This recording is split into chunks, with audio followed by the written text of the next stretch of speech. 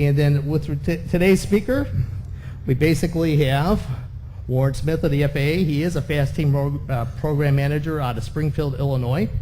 And Warren, we have a certificate here for you, basically extending our appreciation of you being here speaking today. Well, thank you. That means a lot coming from you, Pat. I appreciate thank you. Since Warren and I only met the first time earlier this week, Warren has said that he says, Pat, I don't want you to read any bio on me. I'm just going to talk about myself. And I said, please do. So away you go, Warren. Thanks. I wish there's really not a whole lot to tell, but anyway, welcome. Thanks for coming by. We're going to talk about check rides today. Does anybody have a check ride coming up in your future? Quite a few. What kind of check rides we got? What are you going to be? A bionic flight review. Absolutely. Yeah. Well, how about who? Multi-engine. Love it. Who else back here? You're going to have to get working on a private perfectly. Private. What? Instrument. Instrument proficiency check. Great. Private. Private, lots of private. Go ahead. Private multi-engine. CFI? Oh, even got a CFI back here. Nice. Well, great. We got a nice spread back there, and I guess same thing. Pilots. How many student pilots in the room did we see again? Oh my, this is fantastic. Great, fantastic. Well, that kind of helps me kind of focus in on some things. I've been evaluating pilots for it's been about 20 years evaluating pilots. I was a designated pilot examiner. I was a air carrier check airman, giving line checks and proficiency checks. And then when I came to the FAA, I worked for the FAA, and I do check rides, of course, in that role, and then 44709 rides and things like that. So, I've taken a lot of check rides. I've given a lot of check rides. I've prepared people for check rides. I've passed check rides, and you know what? I've even failed check rides, and I'll share kind of that experience with you and what that's all about. But what I want to do today is really just kind of give you some broad, overarching principles for success on the check ride. And these things can apply to any check ride, and in even the IPC and the BFR. But there's one principle alone that I'm really going to try to focus in on that I really feel is the key to success on a check ride. This one thing can make a complete difference on any check ride, on any IPC, BFR. In fact, it can just make you a better pilot all the way around. So I'm going to share that with you. There's a ton of information out there on the internet, especially on check rides. I mean, it is, you just go to YouTube, you can watch practice oral exams. Most designated pilot examiners now have their own web pages and things like that, and you can read articles on tips, and a lot of times it's very specific, like, when you show up, here's how you got to do the stalls, and be careful about this, and make sure the airplane is airworthy and things like that. Very specific. But this will be a little bit bigger picture. I got a friend that put out a YouTube video who did like a practice oral. 900,000 views on that video, so there's a lot of interest in that. But this will be a little more overreaching. And then I'd really like, I want to make sure this applies to you and what you're doing, so I want to leave some opportunity for questions, and I'll definitely open that up at the end. But if something comes up, please raise your hand, and like you say, they can bring a microphone over here, and because we are recording and we can get that on the tape. But I want to make sure that so if you want to dig into those specifics about the private or the CFI or something like that, we'll certainly have some time to entertain that towards the end. So I have to share one thing about myself to kind of set this up a little bit, and that is that I am a terrible driver. Now, I didn't know this. I thought I was a pretty good driver. I thought I was doing pretty well, but it turns out I'm not a good driver. And the reason I know this is because my wife told me that I'm not a good driver. And I was shocked. I really was. I didn't know. But you know what? I got to pay attention, and she was right. I'm not that good a driver. We'd be driving along. She'd be like, well, you rolled through that stop sign. Didn't use your turn signal. You're speeding. It's like, I'm only going like 40. You're in a school zone. I mean, things like that. I'm like, wow, this is not good. But I have to share the rest of the story because we've been married for 26 years. She's fantastic. That's her kind of kneeling down right in the center there. And I was going to take a bunch of kids to a camp. And apparently we were going to take this van. Now, apparently these vans are like extremely dangerous. They roll over. They explode on impact. I mean, yeah, just the thing you want to put a bunch of kids in to go to camp. But in the state of Illinois, they say, hey, if you're going to drive one of these vans, you have to come down to the DMV with the van, and you have to take a check ride, a driver's test in the van. So I was trying to kind of prepare, because number one, I hate the DMV with a passion, but I hadn't taken a driver's test forever, and I thought, man, I better kind of like get ready for this thing. So I asked my wife, I said, hey, if you see me doing anything wrong, you let me know. Well, she was all over it. It's the best instructor you can have. So I said, all right, so we get in the car one day, and I'm like, all right, I'm really going to concentrate and try to, I get the mirrors adjusted, I got the seat adjusted, I'm 10 and 2, we go down, and I'm stopping at every stop sign, I'm turn signal, I'm watching the speed limits, and I think, man, I've got this. I've got it nailed. I'm doing so well. And I look over, and I'm like, and she goes, I think, I'm doing pretty good, right? And she said, honey, you really are. You're doing fantastic. You're doing a great job. There's just one thing. You never put your seatbelt on. I was like, oh, man, I'm done. I'm done. So what's the point here? What's the big deal? Well, when I think of that driver's test and what I went through for that, and by the way, you think I passed the test? I don't know. I'll tell you at the end what happened. So it reminded me of students coming in for the practical test. So if we look at this, it kind of got two sides, and I think there's a little laser pointer on here. Yeah. So I call this column 1 over here, column 2 over here. So you take your typical applicant for any check ride. We've got a lot of student pilots here, that sort of thing. You've gone through a course of training. Many are over here in column 1. This is kind of what I see most often, and it was me on the driver's test. So I'm kind of down here in this session, I'm doing some test preparation.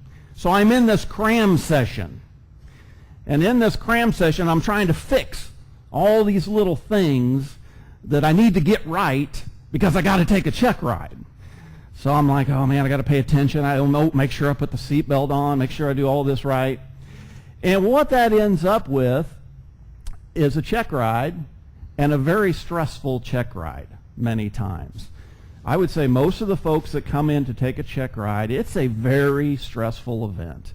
And they've been working and working, and they've been trying to kind of correct these little things all together.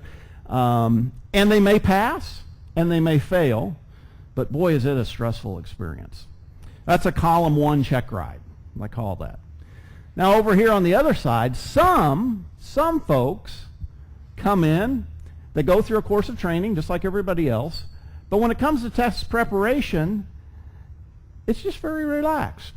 It's like, okay, we've done our training. Let's kind of review some things, kind of reinforce what we've learned. Let's exercise what's going on. Let's go through that. And then we carry that from that situation, we carry into the check ride some confidence. And we come in, and it's just a much more pleasant experience. I just kind of do my thing. And you know what? I may pass. I might fail. But the overall experience is much, much better. And I think at the end of it, when you come out of this, you're a much better pilot. I've noticed, through my career, I noticed some pilots that were what I call column 2 check ride takers. They just showed up, did a little preparation like everybody else, took the check ride. But you know what? They really didn't do anything differently on their check ride that they don't do every single day and every flight. It's just another flight for them. So what is the difference? What's the difference between column 1 and column 2? Any thoughts? Any suggestions? Yes, sir. Yeah, preparation and kind of how they were prepared. I think you're onto something there, because preparation does play, this course of training back here, how much you apply yourself in that period, how much your instructor is able to guide you in that situation. Definitely. Anything else? Any other thoughts? Yes? Familiarization with the equipment that you're flying. I like that. Familiarization with the equipment that you're flying, and that is part of it. Anything else? Yes, sir. Whether they're learning whatever, they always start with the basic fundamentals, like look at their checklist. Everything is always the same, repeatable every single time. Check the fuel, check this, do that. Everything's all repeatable, so they're comfortable with it. You're spot on. You're spot on. I really think that is the difference. And I don't know if you caught that, but he said everything is repeatable. You're doing the same things over and over and over in your preparation. So I call that good habit formation. Good pilots have great habits. They're on autopilot almost. When I was in that driving test example, I had allowed just some terrible habits to creep in on my driving. And I really didn't think either. Sure, I'm rolling through stop signs and, no big deal. But wait a minute, now I got to go take a test. So now I have to try to break that habit right before the check ride. Wouldn't it be far better off if I just, every time I drove, it was like a test, and I was following all the rules and doing things properly. That is the difference between a column 1 check ride and a column 2. I really feel that the key to a check ride is developing good habits. So what is a habit? It's a process by which a behavior through regular repetition becomes automatic. A couple examples of this. I remember one habit that I saw a pilot exhibit. It was early on in my career, and it was just in a Bonanza. It was just a simple little thing, but I thought, this is really cool. I was flying just right seat, just riding with him. But this pilot had the habit that every time the aircraft began to move, his taxi light came on. And every time the aircraft stopped, taxi light came off. He didn't have to think about it. It was fully automatic. I thought that's a neat little thing, so when you're moving and when you're taxiing day, night, didn't matter. He just turned on, turned off. He tied it to starting and stopping the airplane, and he developed that habit. So I tried to do that myself. And it carries into the airlines. They just automatically do those procedures also. There was another situation that I was investigating an accident of a helicopter. And the helicopter pilot had been flying for decades, a Vietnam-era helicopter pilot, extremely proficient, and he was kind of doing a spraying, crop dusting type operation. And in the middle of his spray run, as he was flying along, he had like I think they called a TIA, or just a momentary, like a mini stroke kind of thing. They really don't know what happened. He doesn't remember. He remembers taking off. He doesn't remember anything after that. But you can see where the helicopter just kind of flew crazy around the field, came down, hit the ground, tipped over. And so they had to go out, try to find this guy. He was laying next to the helicopter.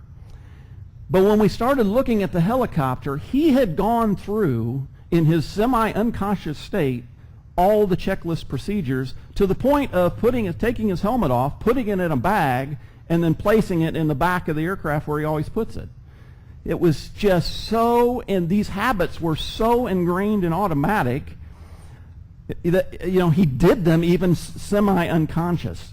They can be that powerful. Habits can just really make the difference. So I'm going to set something up here. Well, let me ask you this question. How are your habits? How are your habits? When you taxi out, do you make it a point to taxi on the center line every time? Do you apply crosswind correction? How about checklist discipline? Do you have just solid checklist discipline that would pass a check ride right now if someone was sitting in there with you? If your spouse was sitting in there with you critiquing you, would it pass muster? Would it do it? How about rudder coordination? Is that just automatic? Does it just happen? And I think every pilot should take off with the idea that, you know, this is going to be a perfect flight. I'm going to execute this flight flawlessly. Now, how often does that happen?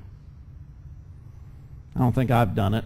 You know, it's right. There's always something I could have done better. But when you start out with that attitude of, I'm going to execute, I'm going to attack, it's going to be perfect, and then, you know, I didn't turn the transponder on. You know, I missed a little thing or there. But then we learn from that. So you go out with the expectation and the attempt to make the perfect flight, knowing that you'll probably never quite get there. So let me ask you this. What if we went out to your local airport and we set up a camera right on the center line of the runway, like the approach in? So we're looking right down the center line of the runway. And there happened to be a pretty good crosswind that day, and we just watched pilots come in and land one after another. How would it look? Would we see some good habits? Would we see some bad habits? Okay. Well, there was a group of FAASTeam representatives that actually went out and did this very thing. They went out and they set up a camera and they just filmed these landings coming in. And we're going to try to set that video up here. I think Jay is going to go ahead and try to run that up there. But bad habits creep in on us. And take a look at this. So the first do is establish good habits.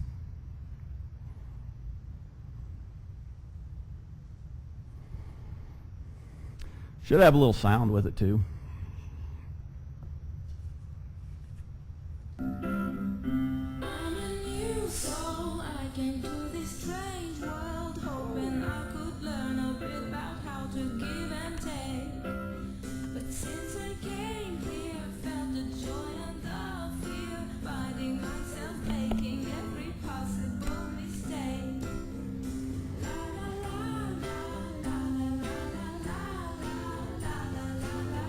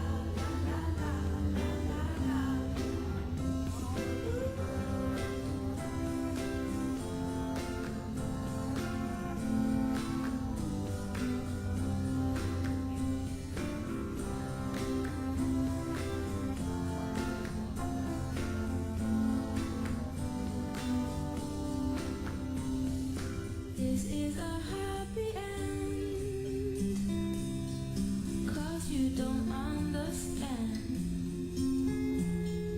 everything you have done. Why is everything so wrong? This is a happy end. Come and give me your hand. I'll take you far away. I'm a new soul. I came to this strange world, hoping I could learn a bit about how to give and take. But since I came here, felt the joy and the fear, finding myself making every possible mistake. New soul, and this very strange world.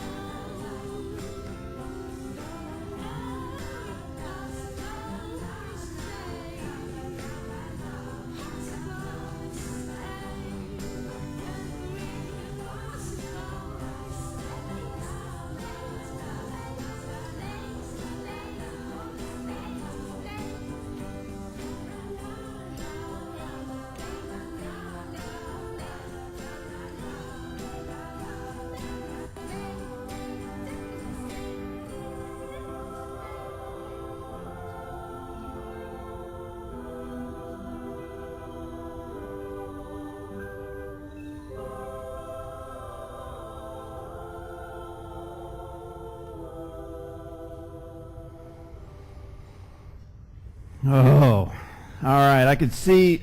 It's funny because a lot of it's going off the side of the runway. A lot of you are like, "Oh no, this way, this way." Did you see any bad habits? What'd you see in there? What you got up here? What'd you say?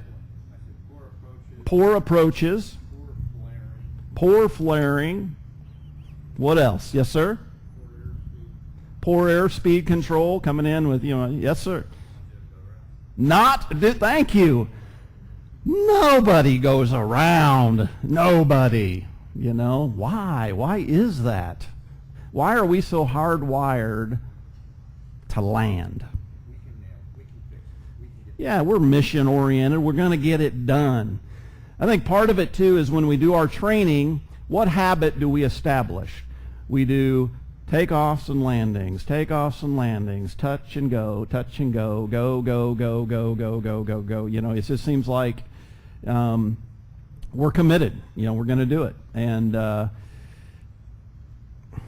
go around. I don't know. It's a tough thing to do, though. But maybe the best thing you can do is just say, you know what? I'm hardwired to land. So going around is going to just know that I'm not going to want to go around. So if there's any inclination that this doesn't feel right, look right, sound right, just do it because I know I'm talking myself into it, but let's just get out of here and try again. Nobody went around. What else did you see?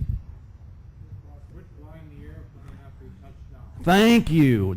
Yes. Did you notice how some of them actually came in, lined up with center line, looking good, and then as soon as they touched down, shoo, headed for the weeds, stopped flying the aircraft as soon as they touched down. Is that a habit?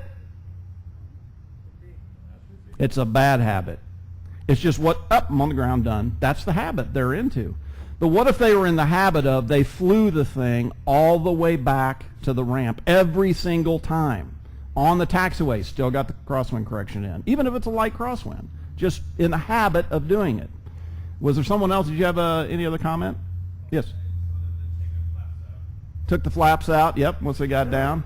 The other thing, notice how many landed on center line? One. Okay, some. But a lot of times they were off center line, left of center line when they touched down. And now that's just that much less runway they have. A great habit would be I land on the center line. I attempt to do that every time. That is my goal, because one day you're going to need that little extra runway. Like there's a 172 there. He needed every inch of the left side of that runway. Do not allow bad habits to creep in to your flying, and they're going to. So how are you going to keep them out? A critical eye watching you. You're going to need to get an instructor with you every once in a while. You may even just observe other pilots and their habits, and that was good, or hey, that's a neat habit, or I don't want to do that again. Or ask someone, fly with me. If you see me doing something I shouldn't be doing, just let me know, and then we'll talk about it, that sort of thing. But you can't necessarily self-examine your habits. You may need to get somebody else involved. So how do we develop good habits?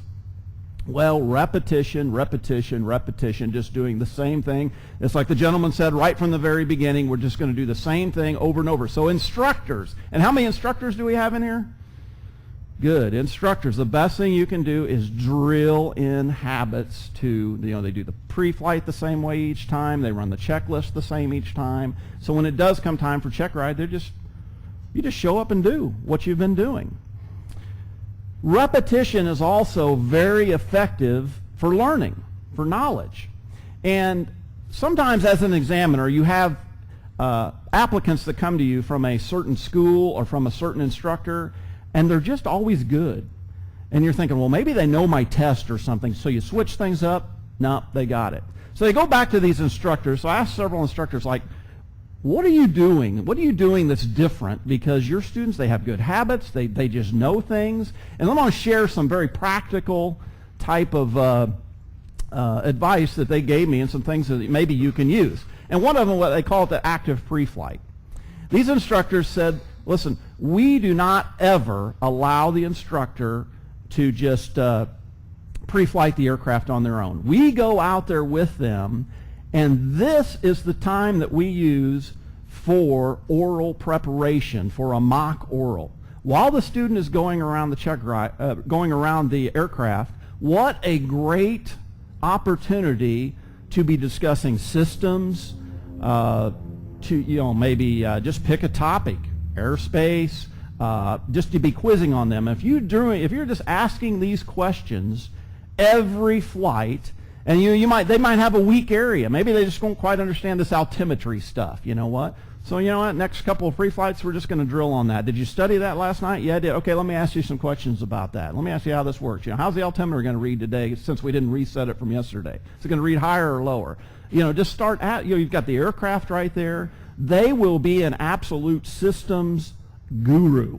They'll know what the tire pressures are. They'll know how many rivets, all about fuel.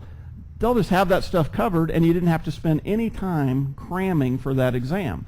So these instructors were very effective by actively engaging their students at all levels, all check rides, during the pre-flight.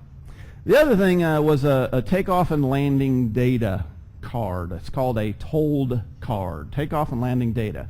These are used in typically jet aircraft. Now it's all done a lot on computers. But in the jets, before every takeoff, the pilots compute a takeoff and landing data card. And it's got all the information on there for takeoff performance, your takeoff distance. It's got the ATIS information on there. And so these instructors have said, why don't we apply that to our students? So every lesson, they fill out a told card. So they're going to be computing things like pressure, altitude, density, altitude, maybe takeoff distance, or maybe you want to focus on one area. But they're going to do this every single lesson. Listen, when you show up for the lesson, just have this card filled out. And initially, it's going to take them some time to do that maybe. But by the end, they'll just show up with this thing. They've got takeoff, landing, density, altitude, everything, and they've done it over and over and over. So when an examiner asks them, hey, can you comport the performance? Oh, I got it right here on my told card. Oh, what's this? Oh, well, I compute it every time, and there's all the information. Oh, thank you. Well, let me ask you a few questions. How did you do that? Oh, well, that's easy. I've been doing it all this time. And you might have to mix it up a little bit with them. Maybe one day you're going to say, hey, tomorrow when you come in, compute it if we were like up at 7,000 feet instead of sea level, or something like that. A great repetition exercise to take your students through. Weather briefings. I had an instructor who said, if you're working towards your private pilot, we require that you call flight service and get a weather briefing every single time you fly. We just want you to do that over and over. And once you get that down, then we'll kind of let you maybe come over here and start using DUWAT for a little bit. So they've just repetitively been, so it's not a big deal. If the examiner asks them to call or however they want to do it, they can handle it. So do use repetition to develop habits and to learn. All right. Yes. Hold on one second. Why don't we go ahead and get a mic? Thank you.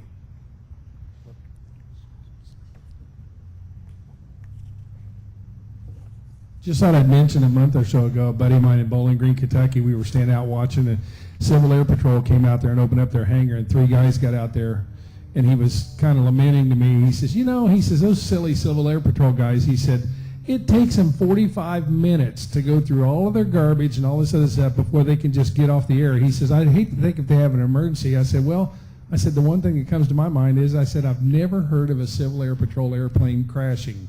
Evidently, and a friend of mine also is in Civil Air Patrol. He says, the list of checklists that we have, he said, for the government, he said, is long, but he says, everybody gets treated the same. Everybody does the same stuff. Awesome. Habits. They're forming habits. And yes, it takes a little extra time. But, especially in training, it's just going to take some time initially. But it will get more efficient as you go. And it works. It just works. So how do we know what habits to form? We've got to let the ACS/PTS be the guide. If you're a student pilot and you do not have a copy of this ACS, you've got to have your own copy. You can download it off the internet. That's over here on the right-hand side. You can just get a PDF form of it. A lot of commercial vendors, Jepson, ASA, Sporties, they all have their own versions of it. Sometimes these books are nice because when you download the one off the internet, it's got airplane, single engine, it's also got multi-engine, so it's got some extra stuff in there. The commercial ones tend to kind of pare it down a little bit, make it a little bit more usable.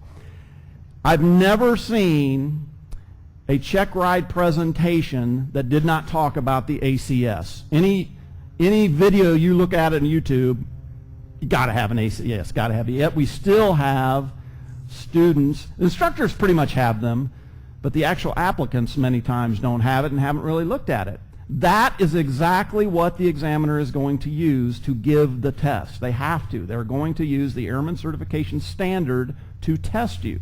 So you need to kind of be able to go in and look at that. So I'm just going to pull one up. We're going to blow that up a little bit. Just this is the website. And if you just Google Airman Certification Standard, it's going to come up the first thing. Just click on it and go. And if you are an instructor, really anybody, there's a neat thing on, oops, I did the wrong one. There's a neat thing they did here called ACS Tips for Evaluators. Anybody ever looked in there? Anybody seen that? It's amazing. They basically take you through kind of an example Checkride kind of thing, and they have probably 100 different scenarios that examiners can use to test you. And it's really laid out in a great resource. But also, just make sure you've got the current version of the ACS. We just had some brand new stuff come out last month. And use that as your guide as you go through. What habits do I need to be forming? What knowledge do I have to do? What things do I need to be repetitive of? I've even seen people take that list and then they'll kind of mark it as they go. They'll say, well, I think I might have a example down the road here. But get your ACS early. If you get one here at the show and take it home with you. And you can go through it. I've seen people like mark it. They'll say like, okay, we're doing maybe slow flight, something like that. How am I doing on this? One check means like, I've reviewed it, but I really need to come back over it. And then if I get out to like 4 checks, I'm done with that. I know that knowledge area or I know that maneuver, so I don't have to spend a lot of time on it. But here's another I didn't even know existed. Man, I need to kind of dig into that a little bit because I might be asked that on the test. Let the ACS be your guide. Do get a copy of the ACS or PTS for whatever Checkride you're taking. So here's kind of going inside the ACS, and I want to share some information with you that I was taught when I went to designated pilot examiner school. And it's something I've used on every Checkride since. It's something that examiners are still taught today. If we get inside this ACS, I come down here to the skills area. Now, how many of those skills areas does the examiner have to test? All of them. Anything that is listed in skills must be taken. They can kind of pick and choose a couple of things up here, one knowledge, one risk. Anything that is in skills, they have to test. And I want to look at one word right here that says explain.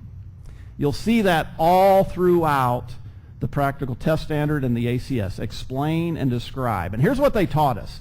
They said depending on how you ask the question as an examiner determines the level of learning that you're tested. And they want us to test everything at the application correlation level. For example, you could have a question that tests rote just by simply using the word what. What is maneuvering speed? 113. Okay, I just test. Now, rote is important. There's some things that need to be known by rote and tested by rote. But a lot of these test guides and things that you see commercially, I look in these things, and every question is, well, what's this? What's that? And I'm telling you, no examiner is going to ask very many what questions. The next level of learning understanding can be tested by asking a how or why question. Why is maneuvering speed 113? How did they determine maneuvering speed? Now it's getting into a little, do I really understand what's going on and the significance behind that number? But I can take it to the highest level of application when I say explain or describe before the question. Explain maneuvering speed. Now they have to take that understanding that they have and they have to apply it to what's happening. And that's what the practical test is all about. We're not testing your knowledge. You've passed the knowledge test. You have the knowledge. Can you apply that knowledge in a practical way in a real life scenario? So and when I see examiner, or when I see instructors, or maybe you have a fellow student helping you prepare for the test, and they're asking, well, what's this and what's that, and tell me about this and what's that. The examiner does not ask questions like that. It's typically explain or describe questions. So you can take something in the PTS, explain the requirements for basic VFR weather minimums and flying in a particular class of airspace. Well, that's a great question right there. You got this cross-country planned out. Describe each type of airspace that you're going to fly to and how that's going to impact you today. Now the applicant can just kind of take me through. Well, I'm going to take off in Class G, and then I'm going to enter Class E, and I'm going to fly through Class C over here, and I'm going to need to dip below Class B, and I'm going to end up in Class Delta. They just kind of walk you through the whole thing. That's the kind of testing that you're going to get.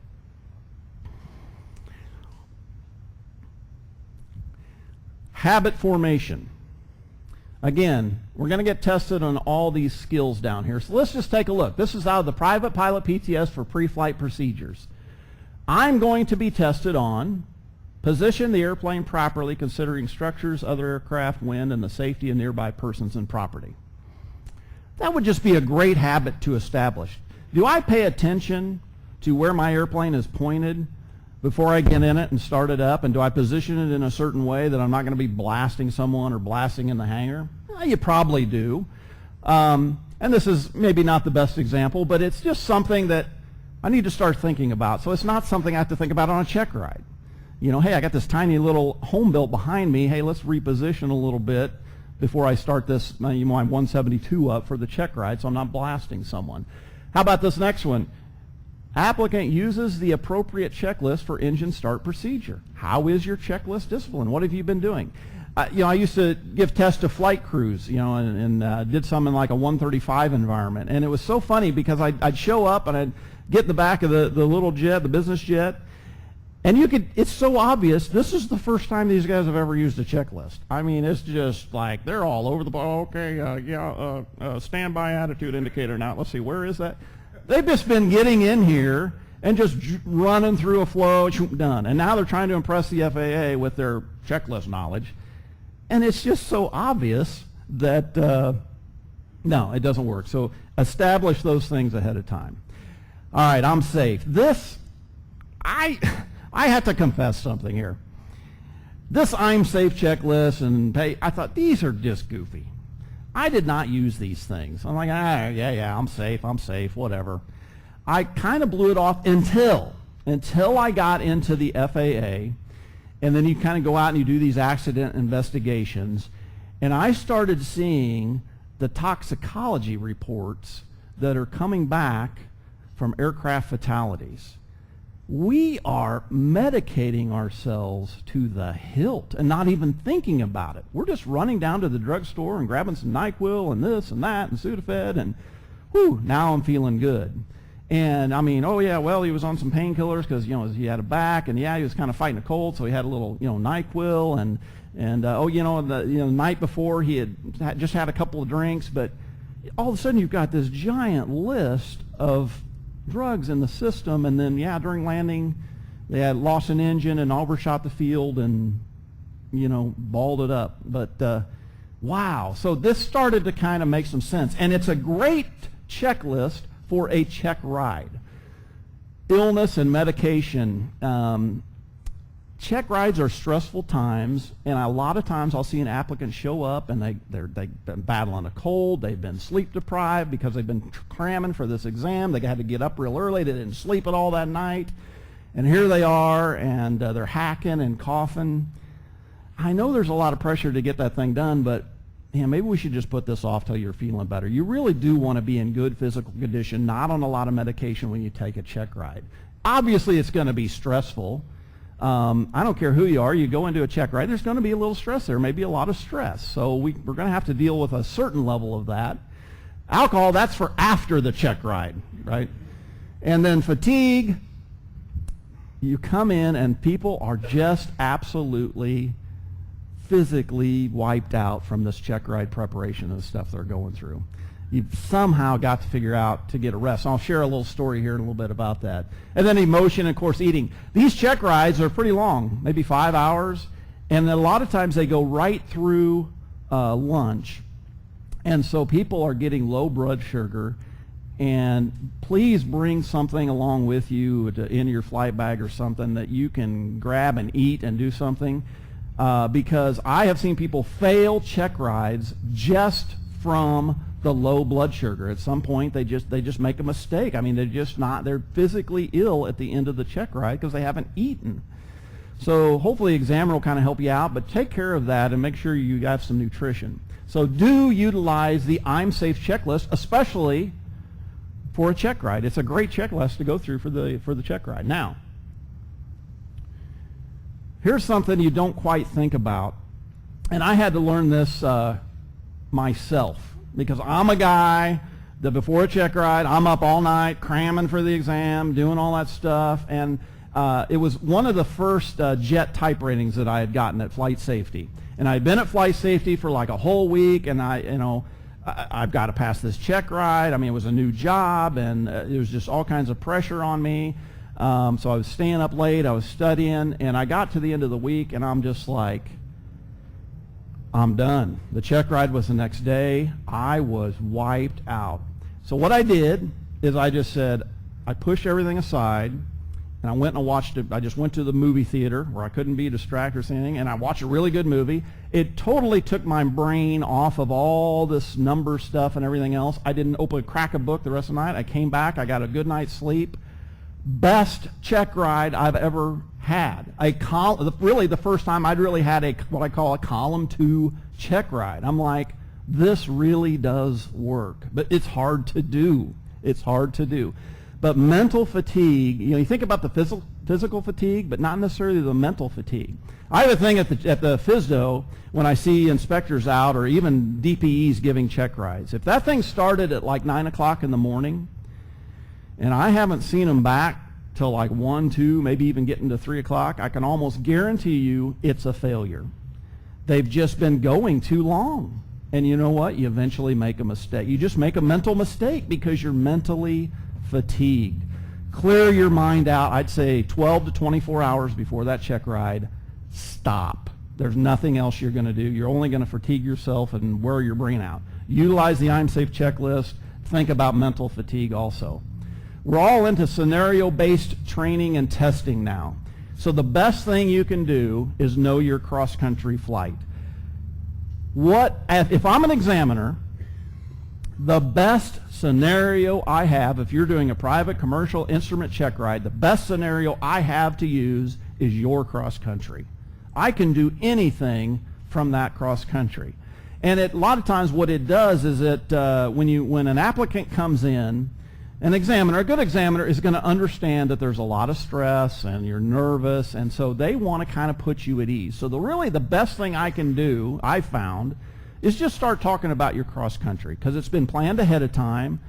Hey, tell me about your cross country. Where'd you plan it out to? Hey, how's this going to? Just start talking to them. Let them kind of start telling you about that a little bit. But I can go anywhere with that cross country. I can say, okay, like what are the pilot requirements? To fly this cross country. What is? Tell me about airspace situations. It can also lead me into aircraft airworthiness and inoperative equipment. I can get into weather briefing, updates. So the examiner will probably use as one of the main scenarios in the check ride your cross country flight. Know that thing backwards and forwards. Now, I also need to address failure, and I think that instructors should address failures with their students and applicants prior to the check ride. We are placing a ton of pressure on ourselves to pass these check rides. And I was there. I did the same thing. It's like, oh man, I got to pass this thing. I had an applicant one. It's heartbreaking. I had an applicant one time that they do a perfect check ride. Everything's great. I mean, it's like, man, this guy is on it. They're prepared. This is a column 2 check ride. Everything's going wonderful. Had a guy who was doing an instrument He just nailed everything, doing the holding patterns. Everything's great. He's coming in. All he has to do is complete an ILS, final ILS. So he's all lined up, comes in, gets vectored in, setting everything up, hits the glide slope. He started down. There's only one problem. What's that? Wrong runway? No, he was on it. But when he did this gas indicator, he reached over, and for some reason, mixture idle cut off. Cheap. He shut the engine off. No idea. We're on glide slope. We're on localizer. We're on speed. And we're just going down. And I'm like, what did he do? Yeah. And every time, about the time of the examiner, do you think you can relax and things? And so I tried to wait a little while, I was like, maybe he's going to work at something. I mean, the engine sounds like it's running, looks like it's running. And I said, I finally had to say, did you mean to do that? Pushes the mixture back up, engine fires back up when we land. It's a failed check ride. He'd never done that before. His instructor didn't teach him to do that. He has no idea what he did, why he did it. And so, man, a perfect check ride, column 2, going good. Sometimes things just go wrong on check rides. And you know what? It's okay. What do they call someone who fails a check or gets their license on the 3rd attempt? They call him a pilot, right? We think that a guy, if he fails his instrument check ride, he'll never have a career with Delta or something. I mean, it's just not the case, Now, I will say, this is the check ride I failed. Remember I said I failed a check ride. I failed my instrument check ride. I can't remember, I was doing some approach, and it had like an NDB crossing fix or something that you had to hit, and you determine the intersection by a cross bearing on the ADF, and I just blew it, and I descended early. You know what? That's a failed check ride. And the reality was I did not have enough understanding of that system. I really did need additional instruction. And so what I would suggest you tell your students before the check ride is, listen, something might go wrong. It's okay.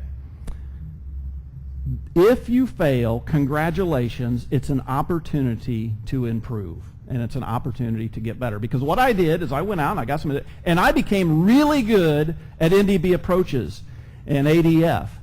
And I tell you what, about a year later after that check ride, I was in a Bonanza. I was ferrying it to get some maintenance. I was about 10 minutes out from my destination. It was IFR, and it had this weird, integrated avionics thing, and it just shut off. I had no communication. I had no nav, but I had an NDB over here. And because I failed that check ride, I was very proficient at ADF NDB. And so I turned it on, dialed it in, and I flew an NDB approach in there. You know what? It was a good thing. So do not place unrealistic pressure on yourself. Flight instructors, reassure your students before the check ride. Students, trust your instructor. If they say you're ready for the check ride, you are ready to pass that check ride. Go in with that confidence, knowing that. All right. Oh, wait for it. This is the big payoff right here. Anyway, yeah. I have a teenager set that kind of stuff up. I can't do that. But anyway, we've been through a lot of this stuff. I won't spend a lot of time rehashing it, but habit formation is the base, If you have good, it's really what separates the really good pilots from just the good pilots.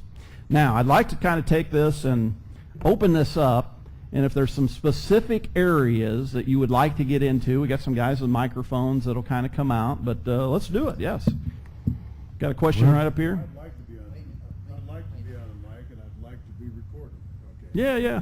I started flying. But go ahead. I started flying with Custer back when it was the CAA. Okay. Custer and the CAA, Right. awesome. And I've been around as a third-generation flight instructor. Now I've seen it all change and the systems change, as you have too.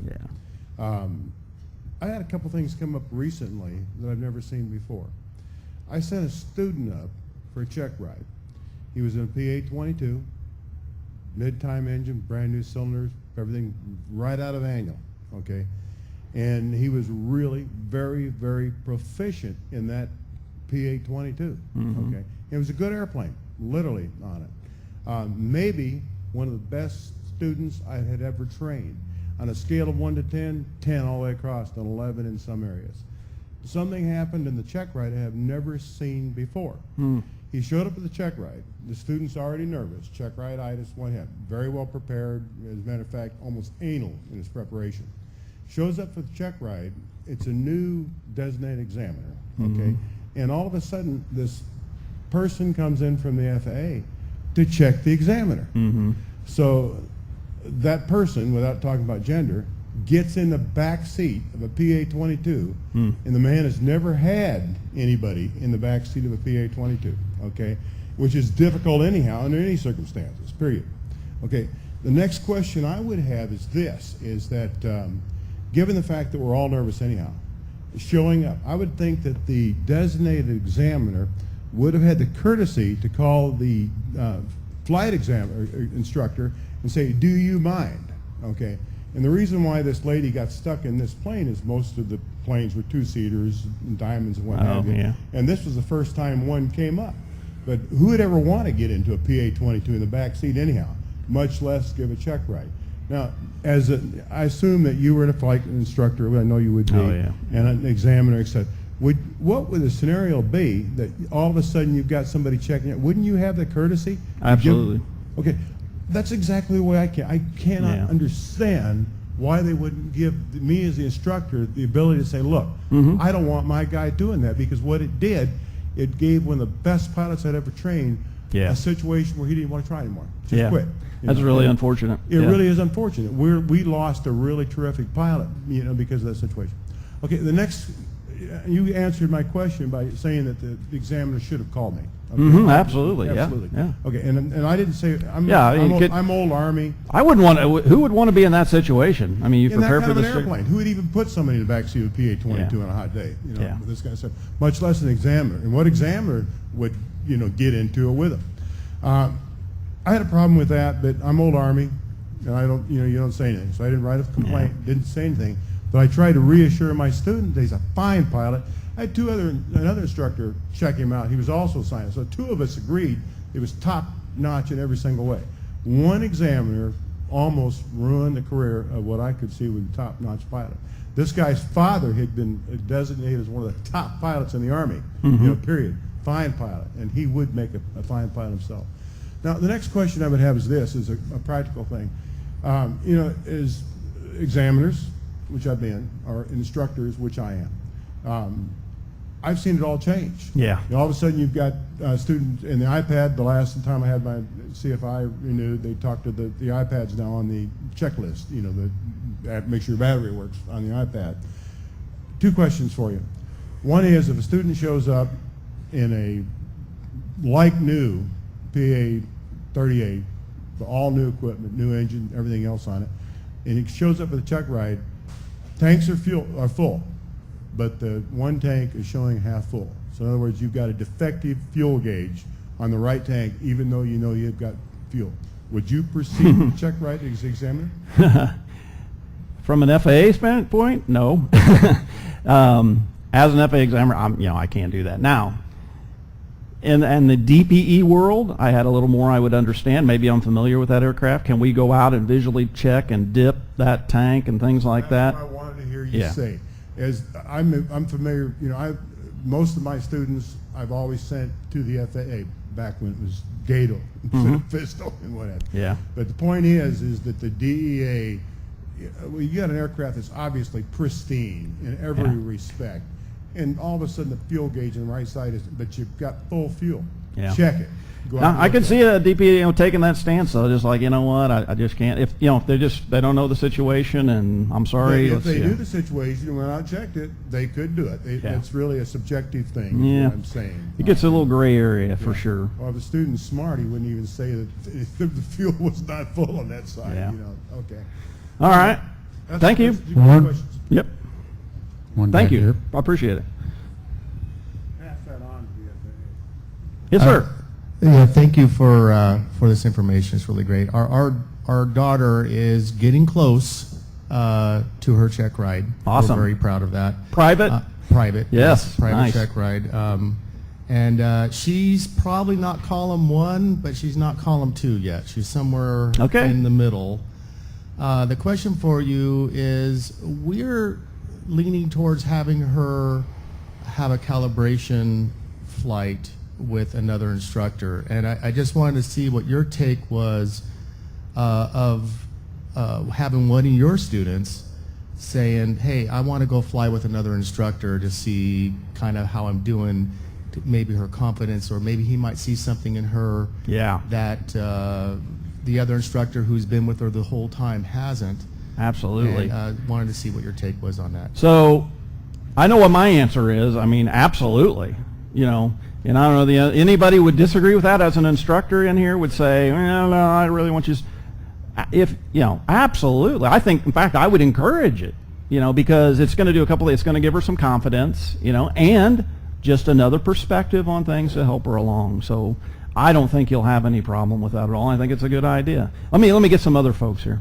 Well, I just had a comment on that. I think it's a good idea to have your student fly with someone else before So you you're an solo. instructor also? Yeah, before you solo them. I read an accident report.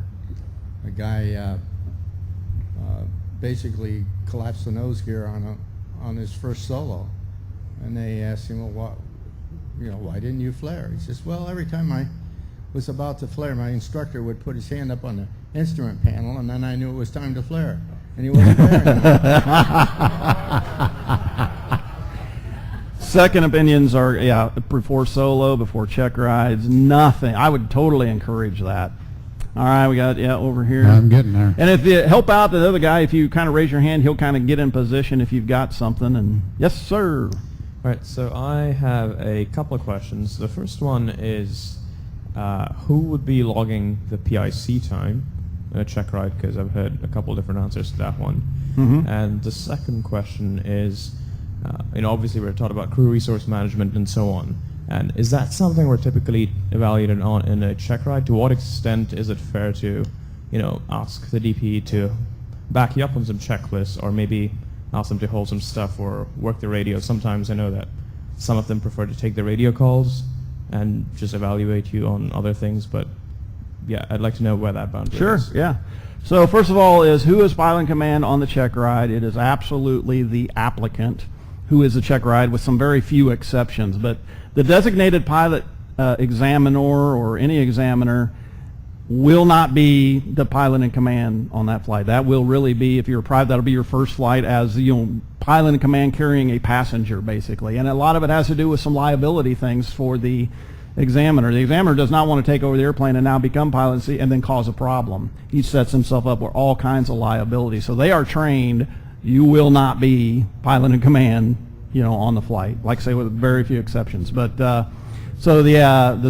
are the pilot in command, and they should brief you on that in the briefing. They should say, listen, you're pilot in command. You make the decisions, because if I have to get involved and tell you that you cut off the mixture, that's a failure. Second question, do they test like resource management? It depends on the situation, but typically you're going to be tested on single pilot crew resource management. So you really do have to manage the things as if you were in there. Now, having said that, it never hurts to ask the examiner, especially for like looking for traffic and safety related issues and things like that. And again, this should be part of the pre-flight briefing, that they kind of explain their role.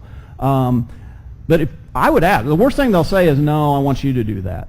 But if they'll carry some of the load, help you look for traffic, things like that, absolutely. So does that answer the question? Okay. Well, let me get back here. How long does like an average private check ride take? Good question. How long does a average private pilot check ride take? I would say the actual check ride itself is probably going to be about 4 hours, maybe 5. And there might be a little time in there, setting up and things like that. It's going to be a pretty long day. By the time you do the oral, you're an hour and a half or so on the oral, and maybe a little over an hour, 1.3 on the flight. And then by the time you throw in we got a pre-flight, now we got to kind of do all the setup to get ready. It's pretty easily about a 5-hour block of time. So that's why it's important to kind of have something to snack on, get some water, take a little break, because it can be very fatiguing. Yes, sir. You mentioned that CAP aircraft don't crash. There is a kind of a landmark crash everybody should look up. 2007, Las Vegas. Two pilots, very experienced pilots, both ATP rated, one with 27,000 hours, one with 28,000 hours, flying a 1-year-old 182 turbocharged with G1000 glass. I remember that. Yeah, took off from North Las Vegas, headed west, and flew it directly into Mount Potosi. So you should look that up. The CAP is now using that as a training exercise. And wasn't she going to do this like cross country all the way across the U.S. or something? I think they were going to transporting the plane to California. Okay. And the plane had the climb capability. They had the terrain awareness available to them.